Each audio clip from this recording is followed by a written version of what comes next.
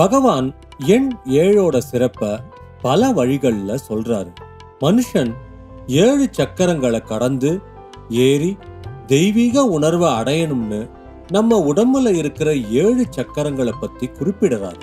இத மாதிரியே வானவில்லோட 7 வண்ணங்கள் மூலமாவும் திருமலா திருப்பதி வெங்கடேஸ்வரனை அடையறதுக்கு பக்தர்கள் கடக்க வேண்டிய 7 மலைகள் மூலமாவும் நம்ம பாரத நாட்டுல 7 ரிஷிகள் சித்தரிக்கப்பட்டு இருக்காங்க. 7 நாட்கள் ஒரு வாரத்தை நிறைவு செய்யுது. 7 ஸ்வரங்கள் ஒன்றன் பின் ஒன்றாக வெளிப்படுதலே ஒரு ஒளிரும் இசையாகுது. எப்படி இசையானது 7 ஸ்வரங்களால வடிவமைக்கப்பட்டிருக்கோ அந்த மாதிரியே படைப்பும் 7 வித தத்துவங்களால அமைஞ்சிருக்கு அப்படின்னு பகவான் சொல்றாரு. அத நாம புரிஞ்சுக்கிட்டோம்னா எல்லா இடத்திலையும் நிறைஞ்சு இருக்கிற இறைவனை உணர முடியும்னு சொல்றாரு.